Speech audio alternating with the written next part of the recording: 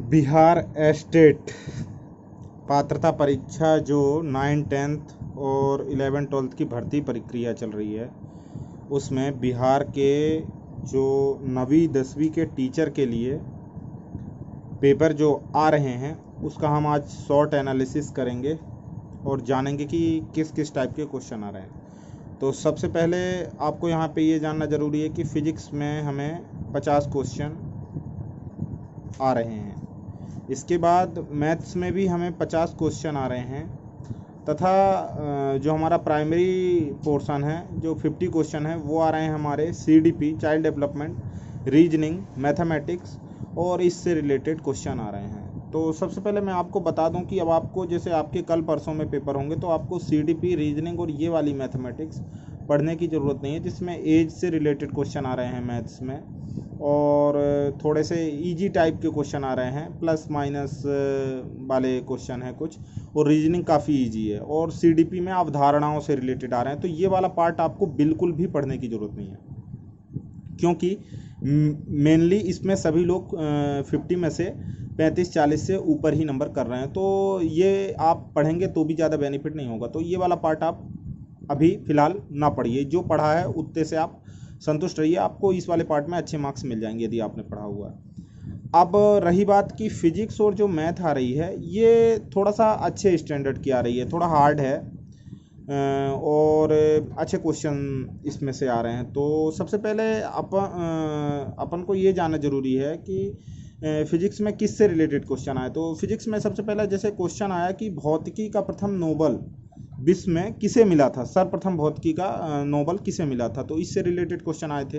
Newton's law से संबंधित कुछ क्वेश्चन आए थे और फिजिक्स में जैसे सल्फर किस में पाया जाता है, मतलब केमिस्ट्री का भी मिक्सचर करके फिजिक्स पूछी जा रही है, केमिस्ट्री फिजिक्स मिक्सचर करके फिजिक्स पूछी जा रही है। तो जैसे सल्फर वाला एक क्वेश्चन था कि सल्फर किस में होता है, उसमें ऑप्शन दिए हुए थे, तो उससे रिलेटेड कुछ रासायनिक अभिक्रियाओं से संबंधित कुछ क्वेश्चन थे, मतलब एकदम प्योरली केमिस्ट्री नहीं थी लेकिन फिजिक्स से रिलेटेड थी। और इसमें हमारे पास जैसे 5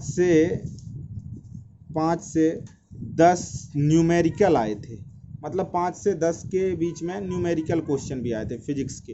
न्यूमेरिकल कैसे, जैसे हाफ mv² से रिलेटेड यदि v का मान दिया हुआ है तो m का मान निकालना, मतलब इससे रिलेटेड ऐसे कुछ करके क्वेश्चन आए थे। क्वेश्चन फिजिक्स में इजी थे जो फिजिक्स बैकग्राउंड के स्टूडेंट हैं उनके लिए, लेकिन ओवरऑल मैथ्स और फिजिक्स बैकग्राउंड के हिसाब से फिजिक्स उनको टफ लगती है, तो थोड़े क्वेश्चन टफ थे। और आप वो नेम याद कर लीजिएगा, जैसे कि अल्बर्ट आइंस्टीन ने किसकी खोज की, मतलब नेम और ऑथर वो जो जिस जैसे न्यूटन ने गति का नियम दिया, इस टाइप के एक आप क्वेश्चन कर लीजिएगा, कैप्लस नियम, और ऐसे टाइप की आप चीज़ें कर लेंगे तो आपको बेनिफिट होगा फिजिक्स के लिए। आप फिजिक्स के बाद मैथ्स में किस टाइप के क्वेश्चन आए थे, तो मैथ्स में हमारे 50 नंबर का क्वेश्चन आया था। तो मैथ्स में जैसे वृत्त के समीकरण से रिलेटेड क्वेश्चन आया था, जो हमारे ग्रेजुएशन लेवल में जो क्वेश्चन आते हैं ना, 4x² + 4y² 4gx 2xy + c = 0। तो अब हमें वृत्त में कितनी रेखाएं जाती हैं, इससे रिलेटेड क्वेश्चन था। तो वृत्त में जब कितनी रेखाएं जाती हैं तो सबसे पहले हमें ये ज्ञात करना रहता है कि वो वृत्त किसके अकॉर्डिंग है, मतलब कि सिंगल वृत्त है, वृत्त के अंदर वृत्त है या अर्धवृत्त से कटा हुआ वृत्त है। यदि जो अंदर है तब तो फिर एक लाइन जाएगी, यदि बाहर है, वृत्त के बाहर है, तो फिर 2 लाइन जाएगी। तो इससे रिलेटेड क्वेश्चन आए थे। ऑप्शन था 1 2 3 4 कितनी लाइन जाती हैं, तो इसमें से सेलेक्ट करना था। प्रोबेबिलिटी, प्रायिकता से रिलेटेड क्वेश्चन आया था। प्रायिकता में क्वेश्चन ये आया था कि एक सिक्के को उछाल दें, यदि हम 3 बार जैसे सिक्के को उछालते हैं तो सम अंक आने की प्रायिकता क्या होगी, इस ऐसे संबंधित प्रोबेबिलिटी का क्वेश्चन आया था। इसके बाद एलजेब्रा से जो 12th का हमारा फर्स्ट चैप्टर है कि f(x) और g(x) निकालते हैं, उससे संबंधित क्वेश्चन आए थे। कुल मिला के जो हमारे क्वेश्चन का स्टैंडर्ड था वो 9, 10th, जैसे ये 9 और 10th का कम था, मतलब इसमें कम था। मोस्टली जो था वो 11th और 12th का था, मतलब कि इस पेपर में हमारे जो क्वेश्चन आए थे वो ज़्यादातर 11, 12th से रिलेटेड थे। तो आप 11, 12th के फार्मूले, 11, 12th की बुक रिवाइज, मतलब जितना जल्दी हो सके देख के कर सकें, फॉर्मूले आप रिवाइज कर लीजिए, फार्मूले आप पूरे रिवाइज कर लीजिए। और उसके अलावा फिजिक्स में आप आविष्कारक याद कर लीजिए नोबल प्राइज विजेता याद कर लीजिए, जैसे नोबल प्राइज किसे किसे मिला है। थोड़ा केमिस्ट्री के आप फॉर्मूले याद कर लीजिएगा।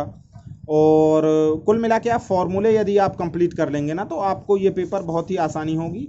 और कट ऑफ यदि मैं आपको बताना चाहूँ कि कट ऑफ कितना जाएगा मैथ्स का, तो मैथ्स का कट ऑफ जनरल के लिए अपना जो है, जनरल बड़े आराम से यदि जिसके 90 प्लस मार्क्स हैं तो उसका हो जाएगा। इसी प्रकार ओबीसी के लिए 80 प्लस में, और बकाया जो हैं ईबीसी और एससी एसटी, मतलब जो अत्यंत पिछड़ा वर्ग है, और एससी एसटी, ये सिर्फ पासिंग मार्क्स में पास हो जाएंगे।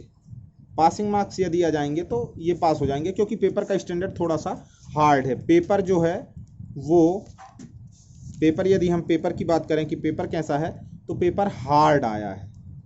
पेपर हार्ड था, मतलब यदि आपसे जो क्वेश्चन बन रहे हैं उन्हें आप पहले कर लीजिए और उसके बाद ही वह क्वेश्चन करिए जो आपसे नहीं बन रहे हैं। पेपर थोड़ा हार्ड है, कैलकुलेटिव है, इसलिए आप अच्छे से पेपर करिए। नेक्स्ट पेपर के लिए बेस्ट ऑफ लक। आपको मैं ऐसे ही रिव्यू देता रहूँगा। शॉर्ट रिव्यू था। चैनल को लाइक करें, शेयर करें और सब्सक्राइब करें यदि आपको वीडियो अच्छा लगा हो तो। धन्यवाद।